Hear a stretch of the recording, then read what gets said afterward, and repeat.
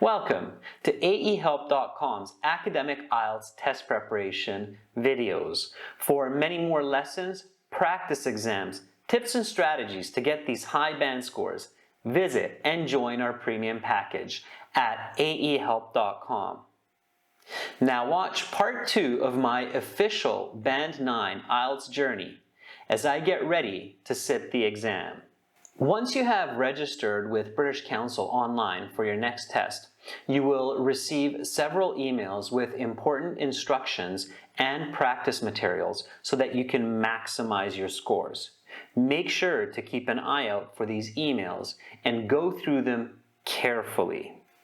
Ideally, you begin your specific IELTS studies at least 60 days before your official exam. This means that you have a clear study plan of what you need to learn every day. You identify your weaknesses, focus on those, as well as identify your strengths.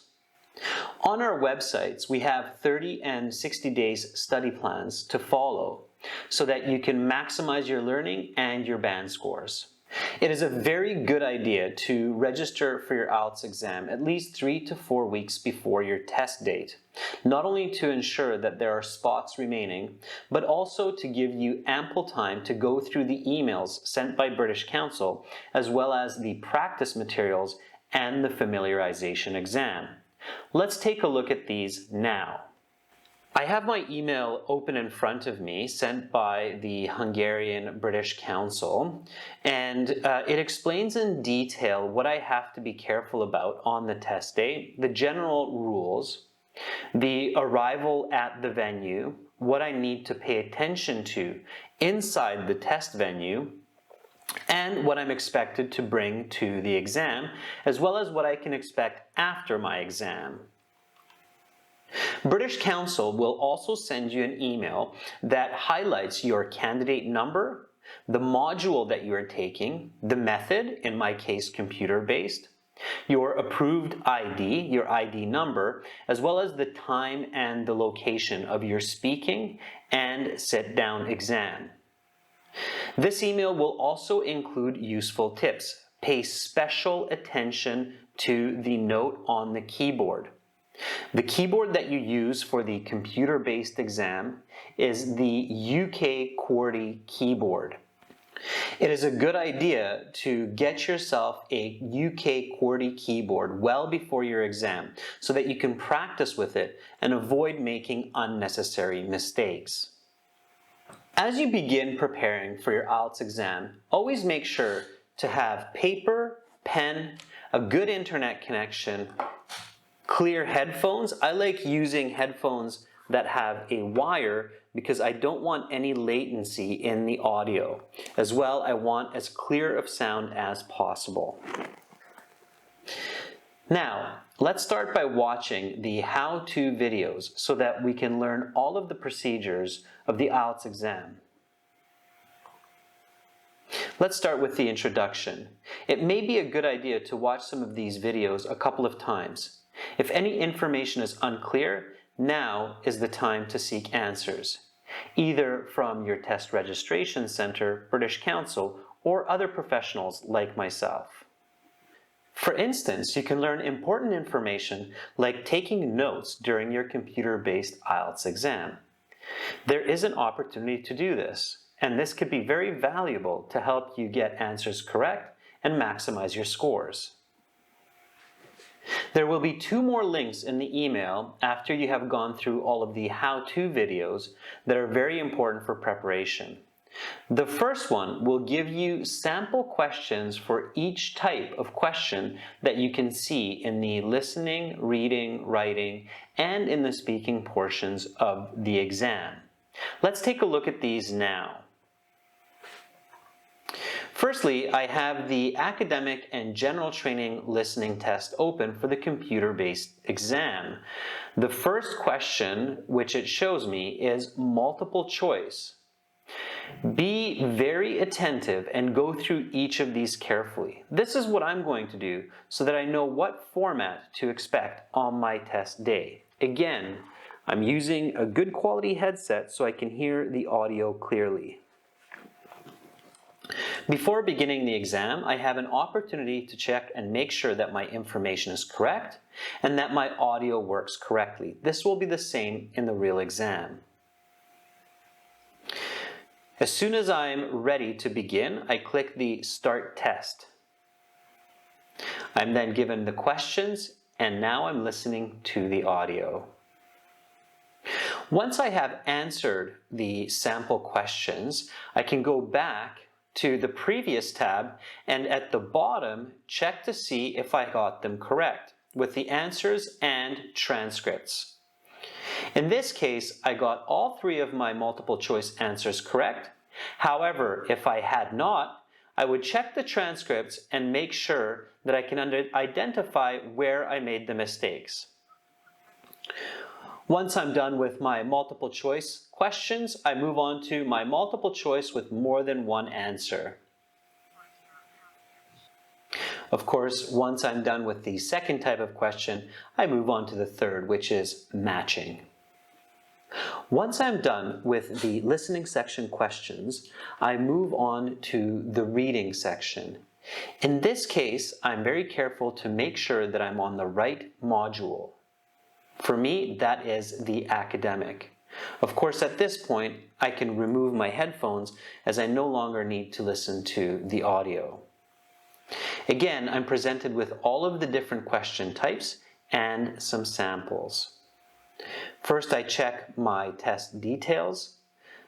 I see that they're correct. If they're not correct, at any point in time, I can contact the invigilator and let them know about this. Then when I'm ready, I start the test. In the left-hand side, I have my text, and in my right-hand side, I have the questions. Here, I can highlight text if I need to. I can move through the passages as I need to, as well as the questions. This is exactly the same as what you will experience on test day.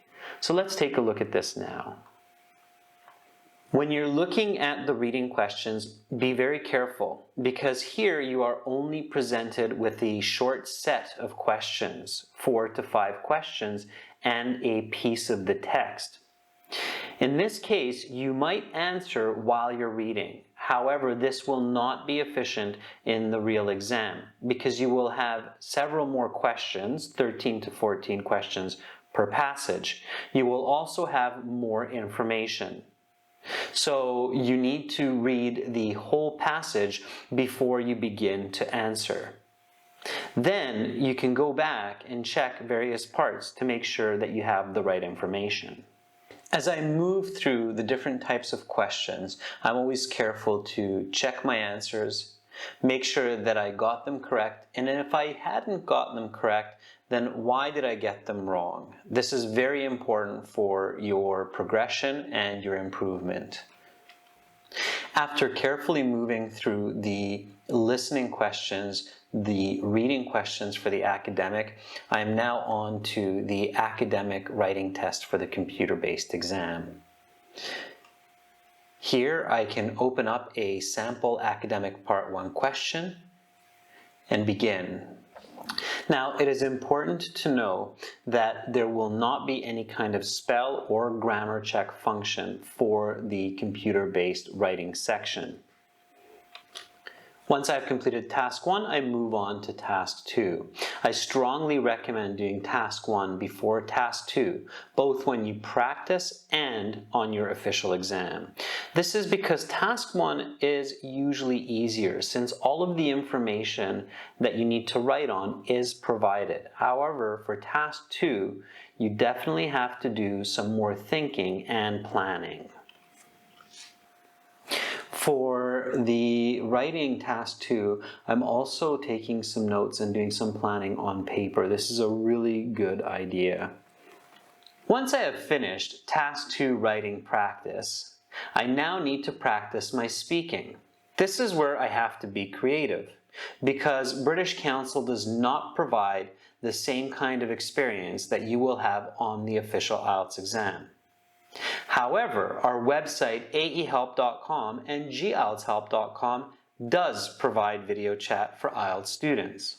So I can now go there, log into my student account, Once I'm in my student account, I have Student Partner Speaking. When I click on Student Partner Speaking and accept the terms, I'm able to connect with other students after allowing my camera and microphone. I have Mesh, Asim, Natalie, and Adizan here, who I can now connect with and video chat and speak. So I'm going to do that now. Once I have practiced with other IELTS students, I can now go to my student account and click the Speaking Interview Practice to book a mock interview with a native speaking professional who will accurately assess my IELTS band score. Now, the third link that I click on in my email is the IELTS Familiarization Test. Once I click on this link, it will open up a window that allows me to take a free computer-delivered IELTS familiarization exam. In order to do this, I have to register. Make sure to do this at least a week to 2 weeks before your official test so that you can gain the experience of the real exam and identify areas that you need to work on. After I have registered for my free familiarization test, I again can book either the academic or the general training module. Here I'm going to select the academic module. It gives me all of the necessary details how to complete this exam. Before you do this, make sure that you have 3 hours which will be uninterrupted where you can focus and get the real exam experience. Turn off your mobile, make sure that your friends or family, roommates perhaps, know that you're doing this exam and they will not interrupt you until you are done. Here again, before I begin, I make sure I have my headphones and they're working, and I have clear sound.